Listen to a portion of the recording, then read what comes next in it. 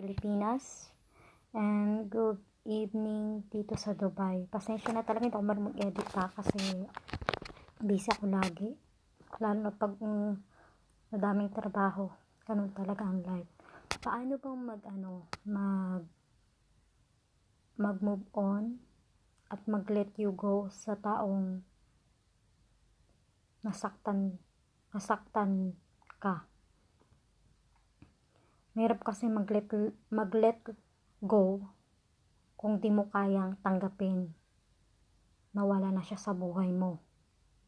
Mahirap din mag-let you go kung hindi mo kayang magpatawad. At masakit din sa sarili mo at mahirapan ka din mag-let go kung patuloy kang kumakapit sa mga alaala at sa nakaraan nyo.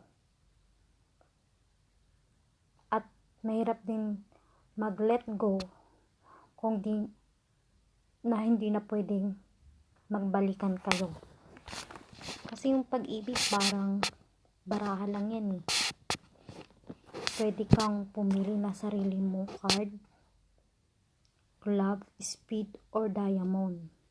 Pero lagi mong tandaan na never kang mag-play with the heart. Kasi example sabi ng kamay ko, bitiwan na kita. Like that. Sabi ng paa ko, layuan na kita. Sabi ng isip ko, kalimutan na kita.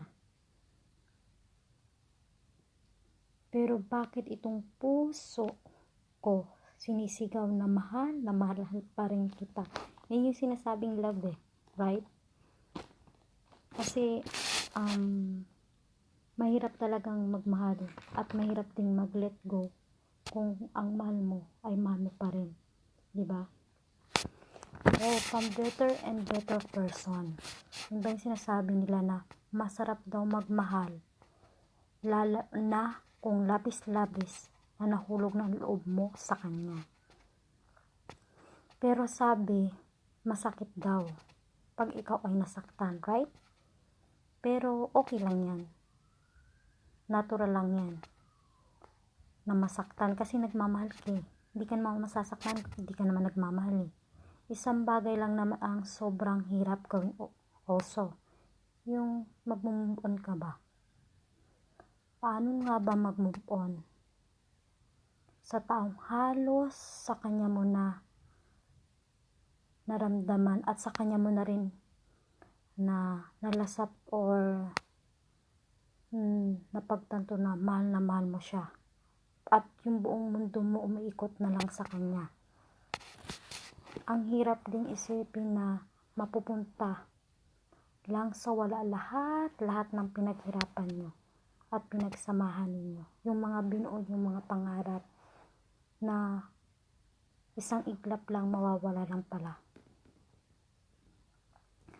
Mahirap din masaktan na yung pinipilit mo paring lumaban pero hindi na pwede. Wala ka nang magagawa kasi siya na ang mismo ang nagsasabi na ayoko na, tigilan na natin ito. Siguro naisip mo na rin na magpakamatay pero hindi nagwawagi o halos napabayaan mo na yung sarili mo at hindi ka na rin makakain, hindi ka na rin makatulog kasi sa kakaisip mo sa kanya at madalas mo din siyang naiisip. Alam mo ba yung better? Yung tawag sa taong di nila kayang matanggap na iniwan sila. Huwag kang manghinayang sa kanya. May dahilan kung bakit tayo nawawalan at kung bakit tayo iniiwan. Sabi nga siguro ng mga bagay o darating sa buhay mo, matatanggap mo rin balang araw o mga lumipas man na panahon, magigising ka na lang siguro na ay, nakamove on na pala ako. Kasi kapag nasaktan ka or whatever kita sorry ha, na kailangan mo lang siguro yung lumabas kayo ng mga kaibigan mo. Hindi ka lang naman nag-iisa, marami naman dyan ganyan. Lumabas ka, umiyak ka, sumigaw ka ng malakas, magpakasaya ka, magpaseksi ka, magpaganda ka, magpagwapo ka. At least, iniwan ka man niya, may aral kang natutunan at may masasabi ka sa sarili mo na balang araw na magkita man kayo, ay salamat pala, iniwan mo man ako, naging okay naman ang buhay ko nang mawala ka sa buhay ko. Diba ganun yun? Minsan kasi pag naghahanap tayo ng taong mahal mo, mas maganda talaga na manalangin ka,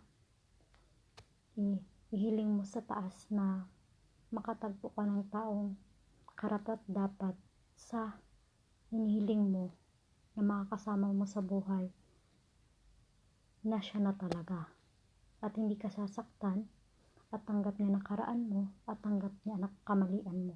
Yun eh.